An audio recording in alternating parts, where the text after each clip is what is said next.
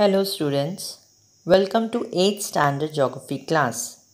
Today we are going to start with the lesson number 4, natural and man-made disasters, which is given on page number 48 to 50 of your geography book. Objectives of the topic are to discuss and read about the natural and man-made disasters. Before we start, let's discuss the important terms of the topic. Disaster. It is a natural or man-made event which results in great damage or loss of life. Natural disasters. Disasters that occur naturally. Man-made disasters. Disasters which occur because of human activities or ignorance. Disaster management, a program that comprises disaster prevention, mitigation, measures, and recovery from the dangerous situation. Let's start with the reading. Take out your page number 48, lesson number 4, Natural and Man-Made Disasters. India covers about 32 lakh square kilometer area of the world. It is the 7th largest country of the world in terms of surface area. It is the second most populous country in the world after China. Naturally, India is endowed with a variety of physical features. It has lofty mountains, flat plains, plateaus, coastal areas, hills, valleys, etc. Due to its unique physical features, India is one of the most disaster-prone countries in the world. Unique means unlike anything else. Disaster prone means more likely to suffer. The three major destructive hazards, example flood, cyclone, and earthquake, occur quite frequently in India. Frequently means regularly. Our country faces the spatter of such disasters every year. Spatter means dangerous occurrence. Let's start with the first point, disaster. A disaster is a sudden means done quickly, calamitous event that seriously disrupts the functioning of a society. It causes human, material, economic, and environmental losses that exceed the society's ability to cope using its own resources. Disaster is a natural or man-made event which results in a great damage or loss of life. It is accompanied by loss of livelihood or property causing great human suffering and loss in definite area. There are two types of disasters, natural or man-made disaster. Natural disasters that occur naturally or caused by nature. Example, floods, earthquake, landslides, and drought. Man-made disasters, disasters that occur because of human activities or ignorance. Example, leakage of gases, pollution, dam failure, and war. Come back to the reading again. Effects of disaster. It disrupts the normal functioning of a place. A large number of people get affected by it. It leads to a large-scale loss of life and property. It affects a community in such a way that it requires external aid to cope up with losses. Students, disaster causes destruction of property, loss of financial resources, and personal injury or illness. The loss of resources, security, and access to shelter can lead to massive population migration in lesser developed countries. Come back to the reading again. The loss of life and property can be reduced by taking some precautionary measures. The hazard does not become a disaster when we take suitable precautionary measures.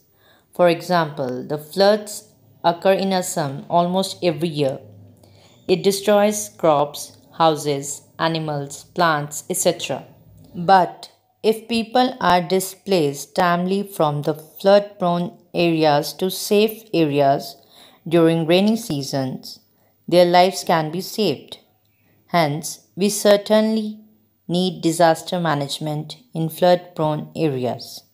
So, what is disaster management? It is a series of different safety measures that run parallel to each other rather than in a sequence of pre and post disasters. Disaster management comprises disaster prevention, mitigation measures, response, and recovery from the dangerous situation. Mitigation means seriousness. All of these heads of disaster management depend on the nature of hazard and vulnerability of the community. What is vulnerability? Vulnerability is the extent to which a community can be affected by the impact of a natural or man made disaster. It is a Latin word which means bound, hurt, or attacked. Economically and socially weaker section of the society, women and children are more vulnerable to disasters as compared to the other sections of the society. Next point is steps of disaster management. Number 1 is preparedness. Second, relief and response. Third, recovery. And fourth, prevention and mitigation. Let's read and understand side by side. Number 1 is preparedness. It is the first step of disaster management in which some specific measures are taken before a disaster strike. Students, preparedness is a continuous cycle of activities such as emergency planning, staff training, exercising, assessments, and remedial actions. Second step is relief and response. In this step, the people, governmental, and non governmental agencies come forward with quick response and relief. They distribute food, clothes, shelter to those who are affected. Students, response is how organizations respond to whatever challenges disasters bring, such as supply chain interruptions, changes in service delivery, or day to day staffing. As organizations respond to disaster, they must use all their emergencies preparedness tools such as emergency plans, policies, and procedures and staff training to respond to any other type of disaster. Third step is recovery and rehabilitation or reconstruction. During this phase, houses, roads, railways, bridges, hospitals, schools, etc. are constructed for the affected areas. Some employment opportunities are also provided to them.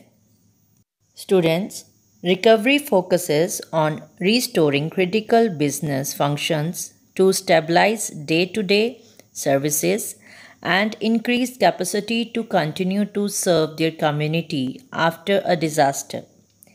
The recovery phase allows organization to return normal service levels as soon as possible. Last and fourth step is prevention and mitigation. During this phase, the mitigation measures are carried out to minimize the impact of potential disaster. Students, mitigation activities allow organizations to reduce loss of life and physical assets such as buildings and supplies that will lessen the overall effect of disaster on an organization and community as a whole. So students, this is all about today's topic. Hope you understand well. You have to revise related back exercise. We will meet very soon. Till then, be happy, be safe, have a nice day.